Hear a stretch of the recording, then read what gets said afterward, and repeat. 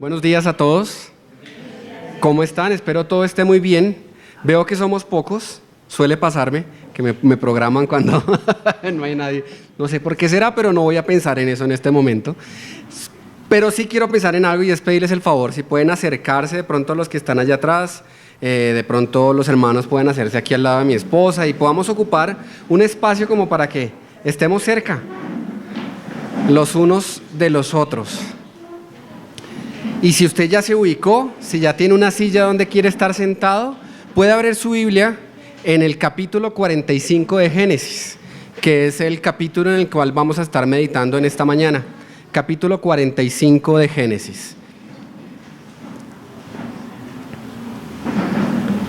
Bien, les agradezco muchísimo. Sé que hay un micrófono, pero pues es mejor tener un espacio y un tiempo en el que como familia y como hermanos en la fe podamos compartir y meditar en la palabra del Señor. Bien, pues estamos analizando, recordando, estudiando la historia de un hombre. No sé si todos la tienen presente, de pronto no la hayan estudiado tanto como otros, pero pues recordemos un poquitico qué ha pasado hasta el día de hoy. Porque es que el día de hoy, así como en esas... ¿Quién vio Supercampeones alguna vez esa serie? Esta es una serie viejita, pero ¿sí? Siempre paraban la serie en el momento más dramático, cuando algo espectacular iba a pasar, el capítulo se acababa. Entonces uno, ¿qué tenía que hacer? Esperar al siguiente día, la siguiente semana o al siguiente capítulo para poder ver el desarrollo de su historia. Pues aquí estamos en algo similar. Es la historia de un joven, ¿alguien acá tiene 17 años? ¿17? ¿No? ¿Paila? ¿16? Bueno, ¿y están próximos a cumplir los 17? Bien, perfecto. Ustedes me servirían como ejemplo, ¿sí? Entonces ahora, pensamos en un joven de 17 años, suponiendo que tienen ya casi los 17. Ya, de hecho, están viviendo el año 17. De alguna manera ya están viviendo ese año. Que fue vendido por sus hermanos. ¿Sí? ¿Por qué? Porque le tenían envidia, porque estaban cargados, estaban supremamente molestos por su vida y entonces decidieron, primero, matarlo. Ese era el plan. Qué belleza, hermanos. O sea, qué chévere. Ojalá Quique nunca hubiera pensado así de mí. Mi hermano mayor se llama Quique y sé que en algunos momentos llegué a fastidiarlo, a molestarlo, le dañaba sus maquetas, me metía en sus conversaciones con los amigos de ya grandes y yo pues 7 años de diferencia. Eso se nota, ¿no? Pero gracias a Dios nunca pensó de esa manera. Ellos sí. José fue víctima de un intento de homicidio. Casi matan a un chino de 16, casi 17 años. Gracias a Dios, uno de sus hermanos dijo, no lo vendamos, no lo matemos, vendámoslo como esclavo a estos mercaderes y que sea lo que tenga que pasar. Y José entonces fue vendido como esclavo a unos mercaderes que lo llevaron a Egipto. Y allá en Egipto las cosas parecieran no mejorar, ¿no es cierto? Empezó siendo esclavo, empezó a tener buena fama porque el hombre, pues el chino era juicioso, así como ustedes dos también, muy juicioso José. Pasaron los años y resulta que fue acusado. Entonces ahora ya no intentaron matarlo, sino que ahora fue acusado de haber cometido un delito gigantesco. ¿Cuál fue ese delito? Intentar aprovecharse de la esposa del segundo hombre, creo que era el segundo hombre más importante del país de ese momento. Piense en, no sé, es que la vicepresidente es mujer, entonces no me sirve el ejemplo. El ministro, sí, fue acusado de tratar de aprovecharse, de abusar de la esposa de uno de los ministros de Egipto, la potencia mundial en ese momento. Y entonces fue llevado a la cárcel y en la cárcel padeció otros tantos años. Y entonces ahora estamos en un momento en el que él vuelve y se encuentra, y es lo que vamos a leer allí en los primeros versículos del capítulo 45. Ya se encontró con sus hermanos, los mismos que años atrás habían intentado matarle y que pues en un acto de bondad no le mataron, sino que le vendieron como esclavo. Y está allí frente a ellos, frente a esos hombres que intentaron matarlo en un momento de su historia. Yo no sé si ese pensamiento, ese recuerdo se pudo haber borrado de la mente de José, no lo sé, pero no creo.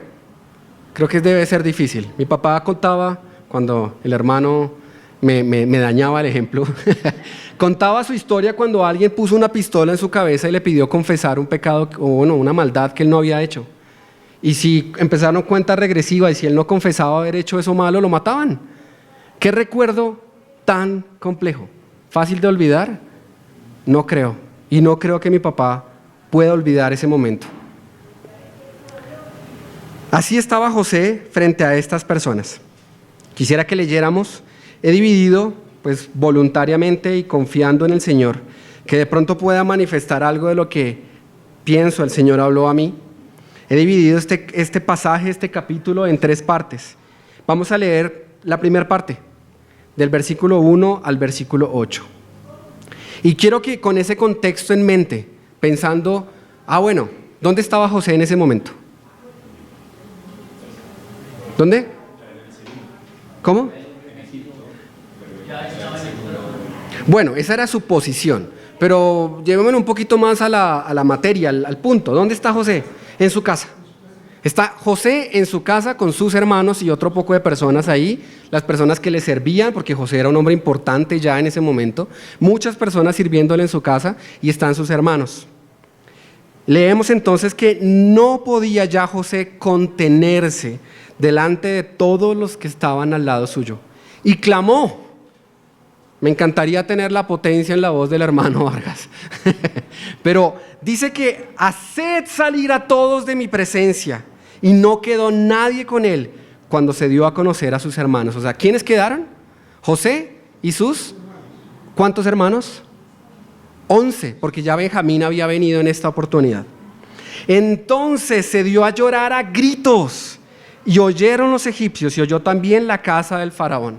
Esto lo que quiere decir es que los que estaban ahí en su casa escucharon los gritos de José, pero tan grande fue su llanto, su dolor manifiesto en un grito, que rápidamente la voz de lo que estaba sucediendo llegó a la casa del faraón. Fue un evento lo que estaba sucediendo en este momento. José, el segundo hombre más importante en Egipto, estaba llorando a gritos en una habitación de su casa. Y entonces, versículo 3, José dijo a sus hermanos, yo soy José. ¿Por qué tendría que hacer esta aclaración en este momento? Días antes, sus hermanos estaban con toda, ¿cómo se diría eso? Soberbia, tal vez con desfachatez, de manera descarada, diciéndole, no, teníamos un hermano, pero pues se murió, se lo comió una bestia en él. No sabían con quién estaban hablando y le decían a él en su propia cara. Lo mataron, lo perdimos. Mi papá ha sufrido un montón porque lo mató una bestia salvaje. Pero José sabía lo que estaba diciendo. Y entonces él dice, yo soy José. ¿Vive aún mi padre? Y sus hermanos no pudieron responderle porque estaban turbados delante de él. Entonces José dijo a sus hermanos, acercaos ahora a mí. Y ellos se acercaron. Entonces estaban así, cerquita los unos a los otros. Y él dijo nuevamente, yo soy José, vuestro hermano. ¿Al que se comió la bestia? No, al que ustedes vendieron como esclavo a Egipto. Ahora pues, no os entristezcáis, ni os pese de haberme vendido acá, porque para preservación de vida me envió Dios delante de vosotros. Pues ya ha habido 2 años de hambre en medio de la tierra, y aún quedan 5 años en los cuales no habrá arada ni siega. ¿Qué había pasado? José había interpretado un sueño del faraón, en donde había visto 7 años de una señal y 7 años de otra señal, y la interpretación de José, que era un hombre muy sabio, guiado y acompañado por el Señor, es que habrían 7 años de abundancia en la tierra, no solo en Egipto, en la tierra, y 7 años luego de escasez.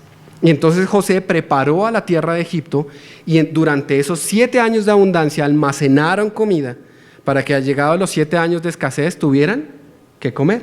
Y no solo Egipto, sino las naciones vecinas que podían venir y comprar de Egipto, y así Egipto se enriqueció también por la venta de lo que había sido almacenado.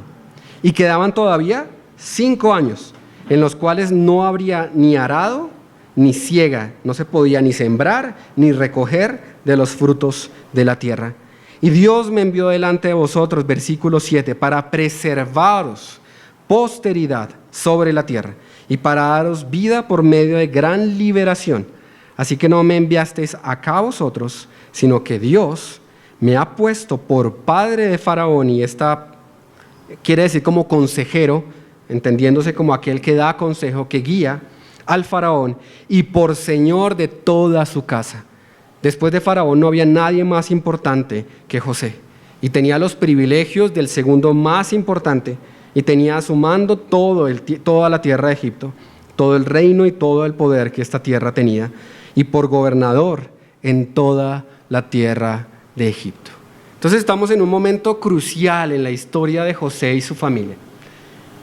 Así como también, y quiero poner un ejemplo, ¿quién ha estado plácidamente dormido tipo 2 de la mañana y de pronto se despierta y se da cuenta que un ojo no le abre? Y no le abre porque lo ha picado un zancudo. ¿Les ha pasado? ¿Sí? ¿O un labio? ¿O alguna otra parte de la cara que eso molesta? Y usted está ahí y escucha el zzz, dándole vueltas por la cabeza. Quiero pedirle el favor a Wilmer que se ponga aquí en pie y se para aquí al frente. ¿Por qué a Wilmer? Porque es que Wilmer es profesor. Entonces él sabe expresar las emociones. Hágame esa cara que tiene usted con un ojo cerrado porque lo picó un zancudo y lo está escuchando y lo ve por ahí. ¿Qué cara le hace usted al zancudo para matarlo? ¿No es cierto? Imagínense cada uno de ustedes la cara de, perdónenme la expresión, de odio que tiene hacia ese animal diminuto. ¿Lo han sentido? Yo lo he sentido. Yo he querido cogerlo con un corta uñas y quitarle cada patica con un corta uñas y luego poner esas partes entre alcohol y prenderle fuego. Yo he querido deshacerme de ese animal en muchas oportunidades. Ahora, apartándonos un poco del humor o de la gracia o lo que eso pueda ocasionar, yo quisiera que ustedes pensaran en cuál fue el rostro de los hermanos de José cuando estaban intentando matarle. 10 hombres tratando de matar a otro joven de 16, 17 años. ¿Qué hace uno si lo quieren matar? Defenderse. ¿Cómo sería ese momento en el que están intentando quitarle la vida? ¿Cuáles serían las súplicas de José? ¿Qué podría decir José a sus hermanos? ¿Qué fue lo que hice para merecer esto que ustedes están haciendo contra mí? ¿Por qué tanto odio? ¿Por qué tanta maldad de ustedes hacia mí? ¿Cuántas preguntas podrían estar alojadas en la mente de José? ¿Cuánto dolor, cuánto sufrimiento durante tantos años? Y lo peor de todo, como dicen los juristas o los abogados, era una conducta continuada. Este dolor, este pecado, esta ofensa contra David, contra José, no había cesado. Unos días atrás le estaban diciendo, se lo comió una bestia del campo. Seguían y continuaban en su mentira. Y entonces, como decía, los juristas hablan de se declara, se me fue la palabra, pero como que fenece, que se acaba. Después de tantos años, yo no puedo iniciar una investigación contra una persona, porque al pasar de los años, eso fenece. Cae por ley de culpa, no se puede hacer nada, a menos que sea una conducta continuada. Prescribe, gracias, está prescrita la falta. Eso no sucedía acá, y eso no sucede en nuestras vidas normalmente. Cuando alguien falla en contra de nosotros, cuando alguien peca en contra de nosotros, normalmente ese pecado no prescribe, ese dolor no pasa, ese dolor no cesa, esa angustia, esas preguntas, esa duda permanece. Y muy probablemente pudo ser la situación de José. Pero qué curioso, la Biblia no nos habla de eso. No nos hace énfasis ni nos recuerda, ni nos pone a los pies o sobre la palabra un recuerdo de cuál fue el sufrimiento de José. Antes bien, ¿qué nos señala acerca de su vida? ¿Qué recordamos? ¿Qué dijiste, Edward? Bien. Gracias. Yo quería, pensando mucho tiempo en qué título ponerle a la enseñanza, a la meditación. Y quise ponerle un título un poco, no sé, atrevido. Las terribles entre comillas, consecuencias del perdón. Las terribles consecuencias del perdón.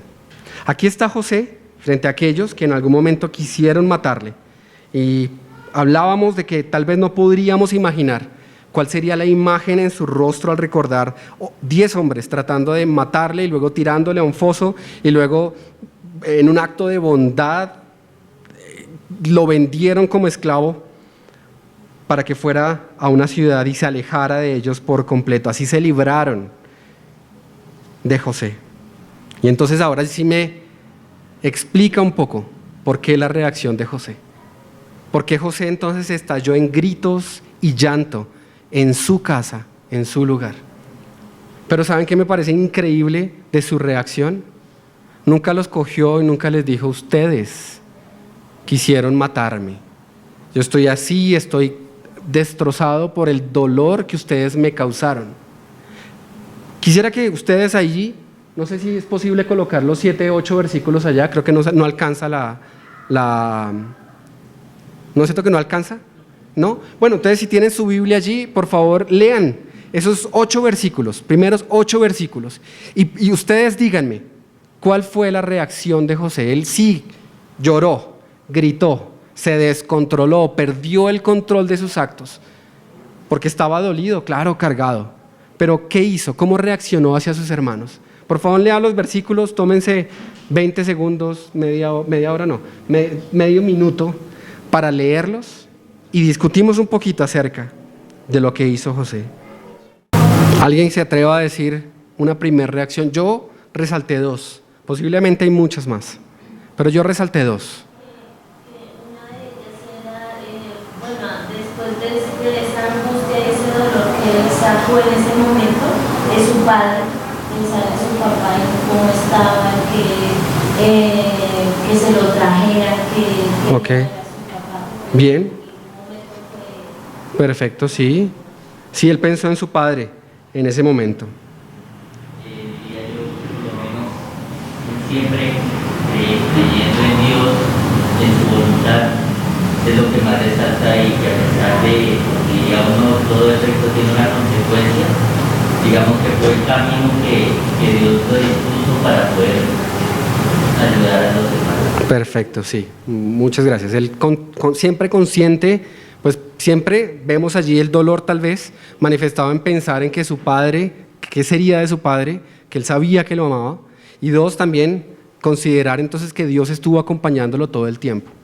Pero vamos a algo más práctico. Lo primero que él hizo hacia sus hermanos fue decirles, ¿cómo? Acérquense. Espérense un segundo. ¿Quiénes eran estos 10 tipos? Intelectualmente sus asesinos. Habían querido matarlo. Y su primera reacción fue, acérquense. Acérquense. Vamos a tener intimidad, vamos a estar cerca porque somos familia, vamos a hablarnos los unos a los otros estando cerca. Y luego les dice ¿qué?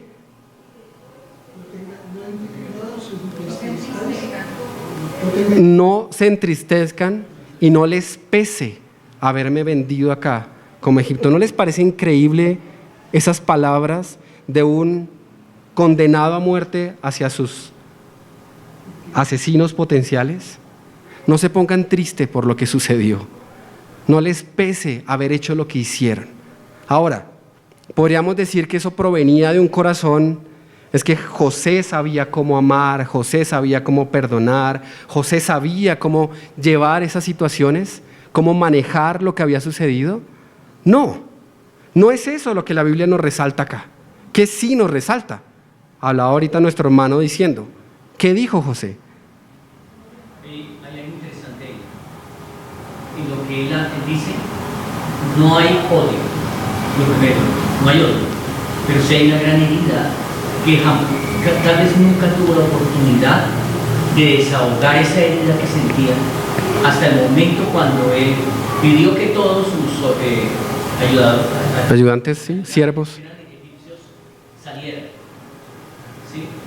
Y él pudo descargar ese profundo dolor que tenía dentro de su alma, dentro de su ser, y por eso dice que se escucharon gritos y fuego tremendo, ¿no?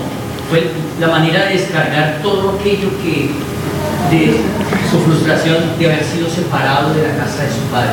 Perfecto, sí, y estoy totalmente de acuerdo. O sea, el libro de Proverbios nos dice que hay tiempo para todo. Habrá tiempo para llorar, para gritar, para desahogar el dolor que cada uno de nosotros lleva. Y es que nosotros hemos estado o en el papel de José o en el papel de los hermanos de José. Cuando hemos ofendido a alguien o cuando hemos sido ofendidos. Cuando alguien ha pecado en nuestra contra o cuando nosotros hemos pecado en contra de alguien. Y es allí donde tenemos que analizar. Ahora, como decía el hermano Mauricio, no es un pecado. El Señor Jesús llegó al templo en un momento y le dio ira que su casa no fuera llamada casa de oración y quitó todo, mostró su emoción. Pero, ¿fue dirigida en contra de sus hermanos para el caso de José? No. ¿Fue dirigida de Jesús hacia las personas que estaban allí? No. Fue el celo de la santidad de su casa lo que lo llevó a actuar de esa manera. Y en este caso, José, veo yo, y no sé si de pronto me equivoque, pero podemos discutirlo, en el versículo 5, 7 y 8, él dio las razones y de hecho lo que lo motivó a poder perdonar a sus hermanos. ¿Cuáles fueron esas 3 razones que él dio? Versículos 5, 7 y 8. Digo 3 porque parece ser una, pero habían 3 consecuencias que él listó en esos 3 versículos, 5, 7 y 8. La primera, para preservar la vida. Ellos, sus hermanos, estarían condenados a muerte porque había hambre, porque morirían de hambre si José no les diera la oportunidad de acercarse a ellos y reconciliar el daño que ellos mismos habían causado. Preservar la vida. 1, estaban condenados a muerte y ya no tendrían que morir como consecuencia del hambre que estaban sufriendo. Versículo 7. Asegurar que posteridad. Posteridad. ¿Qué significa la posteridad? Él, Israel, sus hijos, los hijos de sus hijos y los hijos de sus hijos, de sus hijos, tendrían seguridad, tendrían vida, podrían vivir varias generaciones. Primero, se les perdonaría la vida en ese momento porque estaban condenados a muerte por el hambre. Segundo, tendrían vida de alguna manera asegurada a futuro, podríamos llamarlo vida eterna de alguna forma. Y tercero, versículo 8, ¿qué vemos allí? Dios me ha puesto por padre de Faraón y por señor de toda su casa y por gobernador de toda la tierra. Quise ponerle a esto una vida en abundancia.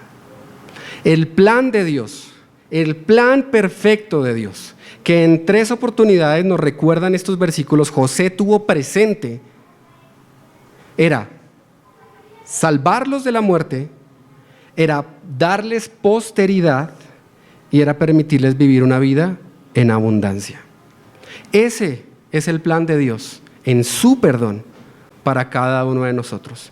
Y eso es lo que logra el perdón verdadero en la vida del que es perdonado. Nos da vida, nos asegura vida eterna.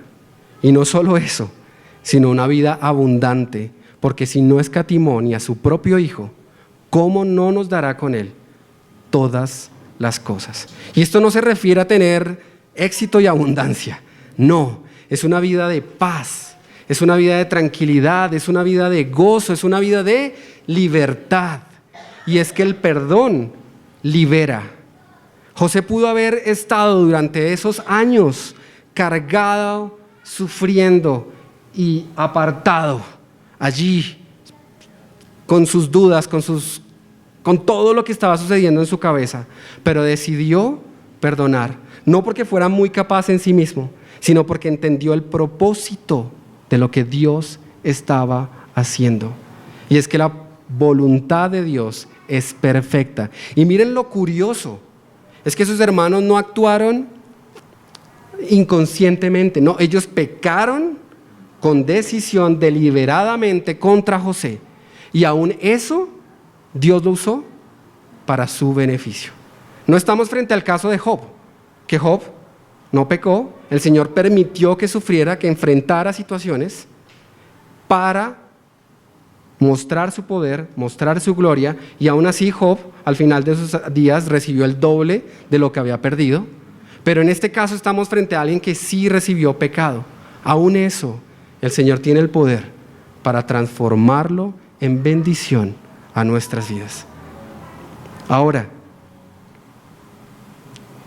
tal vez estamos alejados de alguien, de alguna persona, claramente, porque algo pues, no peca contra nosotros, pero sí de alguien. Piensa en este momento, si estás lejos, si tal vez es necesario, es importante entender que Dios tiene un propósito con lo que sucedió y que pensando en ese plan perfecto de Dios, al perdonar, puedas liberarte de una carga que no debes llevar. Ahora, esto no es solo para aquel que ha sido ofendido. A mí me parece interesante también ver que no, delante del Señor no vamos a poder esconder nada. Y así estaba José conociendo la verdad y los confrontó y les dijo: yo soy José, ¿quién? ¿Su hermano? No solo su hermano, aquel al que ustedes vendieron. Y cada uno de nosotros, en algún momento, vamos a tener que estar delante de la presencia del Señor y van a ser abiertos nuestros corazones, nuestros pensamientos, nuestra vida.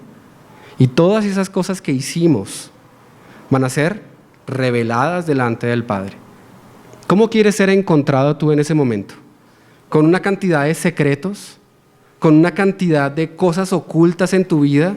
Que el Señor te diga: no, espera un momento, usted es el que... Yo creo que ninguno de nosotros quiere eso, pero la Biblia sí lo describe así. En algún momento, creyentes y no creyentes ante el gran trono blanco, donde se abrirá el libro de la vida, y el que no esté escrito en el libro de la vida, lo siento mucho, apártese de mí.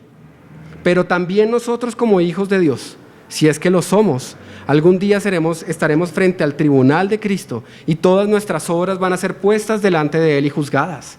No para condenación, pero sí para demostrarnos a nosotros cómo vivimos nuestra vida.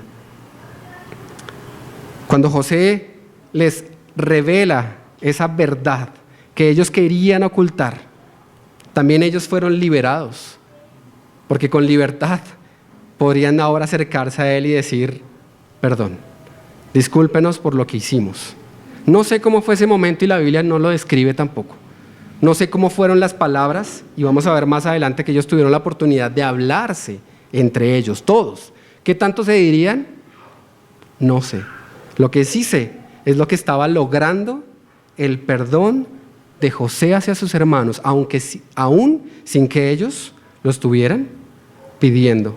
Eso le permitió a José vivir una vida libre, gozar de la compañía de Dios, disfrutar de los planes maravillosos de Dios. Una segunda cosa, y vamos entonces a los siguientes versículos. Del 9 al 15. Dice: daos prisa, id a mi padre y decidle: así dice tu hijo José, Dios me ha puesto por señor de todo Egipto, ven a mí, no te detengas, habitarás en la tierra de Gosén, y estarás cerca de mí, tú y tus hijos y los hijos de tus hijos, tus ganados y tus vacas y todo lo que tienes, y allí te alimentaré, pues aún quedan 5 años de hambre, para que no perezcas de pobreza tú y tu casa y todo lo que tienes. He aquí vuestros ojos ven y los ojos de mi hermano Benjamín, que mi boca os habla. Haréis pues saber a mi padre toda mi gloria en Egipto y todo lo que habéis visto, y daos prisa y traed a mi padre acá. Y se echó sobre el cuello Benjamín su hermano y lloró. Y también Benjamín lloró sobre su cuello y besó a todos sus hermanos y lloró sobre ellos. Y después sus hermanos hablaron con él. ¿Podrían ayudarme en esos versículos a encontrar cuántas referencias hay a traer o a hacer venir? Por favor, si me ayudan a contar cuántas referencias hay ahí. Ven, hacer venir, traed.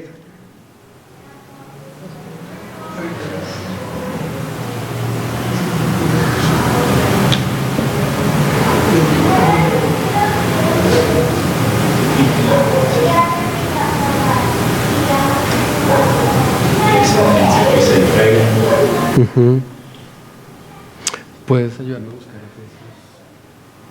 Efesios 2:13 mientras?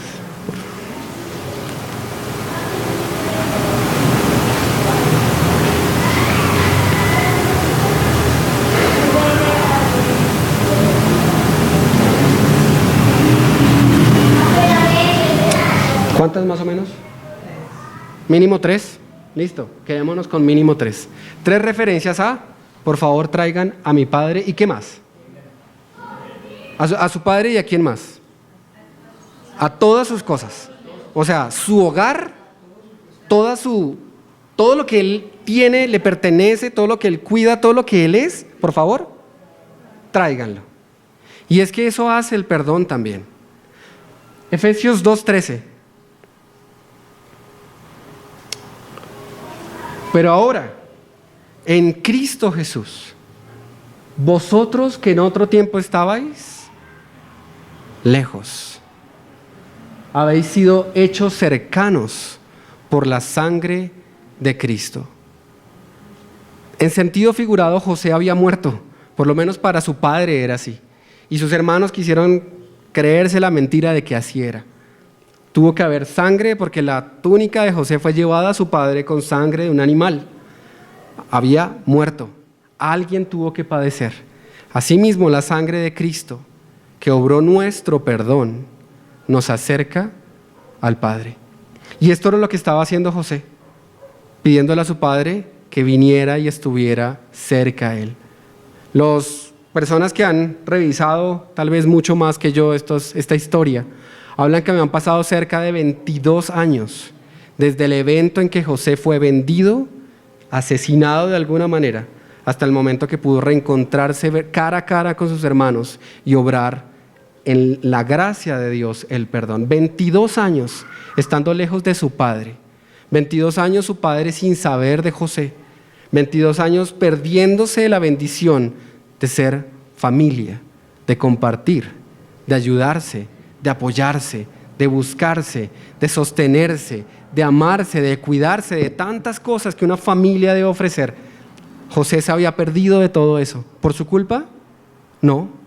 Pero gracias a dejarse guiar, usar por el Señor, él pudo entonces acercar a aquellos que habían estado lejos. ¿Cuánto tiempo más dejaremos que pase antes de volver a estar juntos? ¿Vamos a esperar a que esa persona se acerque y nos diga, por favor, perdóneme? O tal vez voy a ser consciente del plan perfecto de Dios y entonces ver que Dios está haciendo su obra y yo podré entonces descansar en su perfecto plan y entonces acercarme y disfrutar las bendiciones que el Señor trae para mí. Ese era el segundo tema, mucho más corto que el primero. Y vamos entonces al último. Los últimos versículos a partir del versículo 16 hasta el versículo 28. Y dice, y se oyó la noticia en la casa de Faraón diciendo, los hermanos de José han venido, y esto agradó en los ojos de Faraón y de sus siervos. Y dijo Faraón a José, di a tus hermanos, haced esto, cargad vuestras bestias, e id, volver a la tierra de Canaán, Canaán, y tomad a vuestro padre y a vuestras familias, venid a mí, porque yo os daré lo bueno de la tierra de Egipto, y comeréis de la abundancia de la tierra. Y tú manda, haced esto: tomad de la tierra de Egipto carros para vuestros niños y vuestras mujeres, y traer a vuestro padre y venid. Y no os preocupéis por vuestros enseres, porque la riqueza de la tierra de Egipto será vuestra. Y lo hicieron así los hijos de Israel. Y les dio José carros conforme a la orden del faraón, les suministró víveres para el camino. A cada uno de todos ellos dio mudas de vestido, o sea, a los hermanos, y a Benjamín dio 300 piezas de plata y 5 mudas de vestido. Y a su padre envió esto: 10 asnos cargados de lo mejor de Egipto, 10 asnas cargadas de trigo, pan y comida para su padre en el camino. Despidió a sus hermanos y ellos se fueron, y él les dijo: no peleen, no se discutan en el camino. Y subieron de Egipto y llegaron a la tierra de Canaán, a Jacob su padre, y le dieron las buenas nuevas diciendo: José vive aún, y el Señor, y es Señor en toda la tierra de Egipto. Y el corazón de Jacob se afligió porque no les creía. Y ellos le contaron todas las palabras de José que él les había hablado. Y viendo Jacob los carros que José enviaba para llevarlos, su espíritu revivió. Entonces dijo Israel: basta, no más de palabras. José, mi hijo, vive todavía. Iré y le veré antes que yo muera. El verdadero perdón también trae ¿qué? Bueno, yo le coloqué un título, ustedes pueden ponerle otro si quieren. Yo le coloqué bendición. El perdón que podemos nosotros obrar sobre aquellos que nos han ofendido trae bendición. En este caso, su familia, sus hermanos que habían sido perdonados, llegarían entonces a Egipto. ¿Y de qué iban a disfrutar? Les habían dado la mejor parte de la tierra de Egipto, y podían disfrutar de todos los privilegios y beneficios que tiene ser el segundo hombre más importante en una potencia mundial. Eso podrían recibir ellos. ¿Lo buscaron? No, ¿no es cierto? ¿Acaso los hermanos de José dijeron: vamos en esos 22 años a buscar a nuestro hermano a ver qué le pasó? Nunca, nunca, nunca. Así no lo muestra la Biblia, yo quiero creerlo de esa manera. Pero lo maravilloso del perdón de José es que no solo pudo acercarles nuevamente a ser familia, sino que les bendijo y les dio todo lo que les hacía falta y mucho más allá de eso. Así es el amor del Padre, que, como decíamos ahora, no escatimó a su propio Hijo. Qué cosa más valiosa que nuestro Señor Jesucristo para el Padre, y lo entregó por amor a nosotros. ¿Cómo no nos dará juntamente con Él todas las cosas? Y eso es una invitación a una vida de piedad. Todo lo necesario que necesitamos para vivir una vida correcta, lo que no hicieron los hermanos de José, lo tenemos en Cristo Jesús. Ahora analízate. Tal vez tú has fallado y has pecado contra alguien. ¿Cuánto dolor puede estar cargando esta persona durante años por lo que tú hiciste? Es momento hoy de perdonar, pero también es momento hoy de pedir perdón. Porque lo que importa aquí no es nada diferente al plan maravilloso y de bendición que Dios tiene en medio de toda situación. Él quiere obrar su perfecta y santa voluntad. Con tu aporte o sin tu aporte se hará. Pero qué gozo, qué privilegio poder disponernos nosotros a perdonar o a pedir perdón, para entonces poder estar cerca los unos de los otros, para entonces poder ser bendecidos con la gracia y la misericordia del Señor para nuestras vidas. José, de alguna manera, es figura de Cristo en estos pasajes, porque él tuvo que ir a padecer, tuvo que ir a sufrir como primicia, pero fue el primero entonces en ser puesto en un lugar alto. Y desde ese lugar alto pudo traer entonces a su familia a gozar esas bendiciones. Así nuestro Señor Jesucristo, en un momento de su historia, tuvo que ser enviado a la tierra a padecer. Y recordamos, ahora que hablábamos del campamento en Semana Santa nos hace pensar en el padecimiento de Cristo. Cristo muriendo por nuestros pecados. Las primicias de los que murieron y de los que se levantaron es Él. Ahora Él está en un lugar dado por su Padre, de gloria, de honra. Y te está invitando y nos está invitando a nosotros. Vengan a disfrutar de una vida abundante, de una vida eterna y de una vida segura, porque hay perdón. Y ya no están condenados, sino que han pasado de muerte a vida. Romanos 8:11, por favor.